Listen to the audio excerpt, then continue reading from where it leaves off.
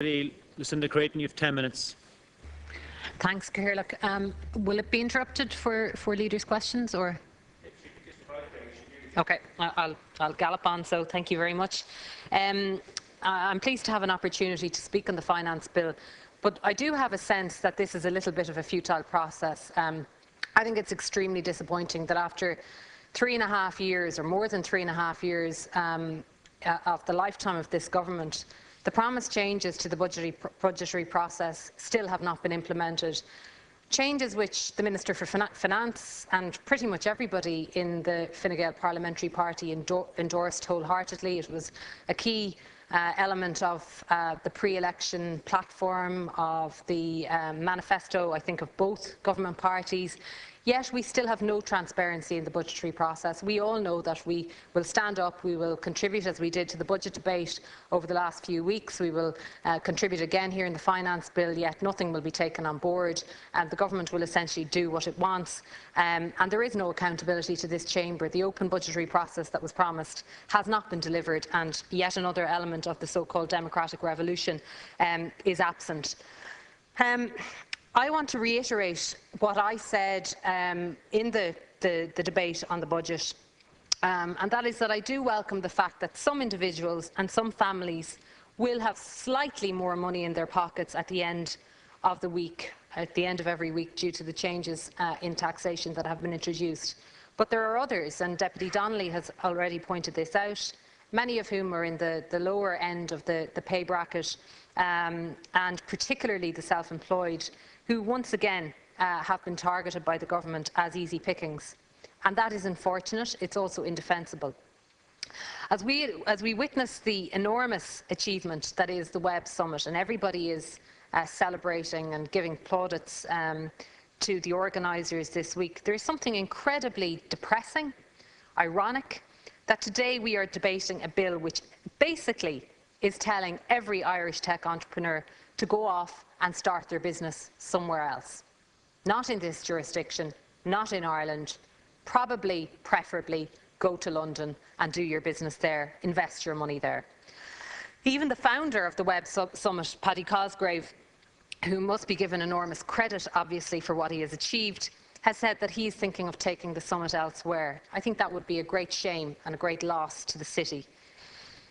Ireland has to be more than just a nice place for Facebook or Google or LinkedIn or the other major global tech companies of the world to set up headquarters here and avoid large tax bills elsewhere. There's no question that without these companies, Paddy Cosgrave would not have been able to turn the Web Summit into the enormous success that it is. But equally, it's true that we are missing an enormous opportunity to harness the entrepreneurial spirit and talent that is already here in this country.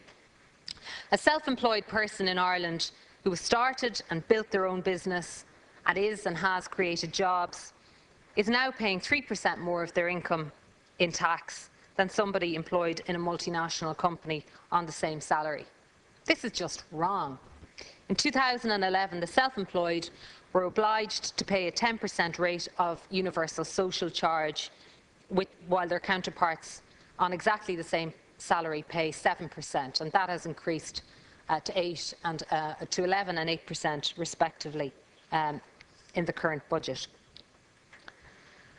I think there is a deep suspicion of the self-employed that permeates the mentality in government, and particularly in the Department of Finance. A suspicion that believes that the self-employed are tax dodgers, that they need to somehow be singled out, that they need to be targeted.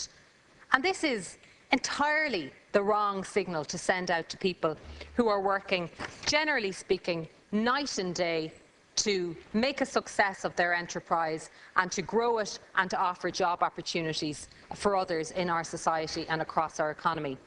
In the United Kingdom, if an entrepreneur creates a small company which generates revenue of up to €250,000, it can provide its employees with share ownership in that company that are subsequently subject to a reduced capital gain tax of 10%. No such scheme exists in this country. This tax incentive encourages employers and people starting a business to give employees a real stake in the company's future that they are working in. It motivates both the employer and the employee and gives them a genuine feeling of ownership and a sense of taking control of their own future and their own destiny. The government, for some unknown reason, has decided against this policy in Ireland without giving any reason to do so, despite the fact that this was in fact Fine Gael policy before the general election when Leo Varadkar was the front bench spokesperson on enterprise. There was a very clear position adopted, hasn't been heard of since, hasn't been implemented by this government. When the government came into office in March 2011, there were 92,000 people self-employed in Ireland who had paid employees on their books. Believe it or not, this figure has fallen to 89,000 people by the end of June this year. The number of people who were self-employed with no employees has increased from 202,000 in March of 2011 to 226,000 by the end of June this year. These are CSO figures, they're independently verified, and they are extremely worrying.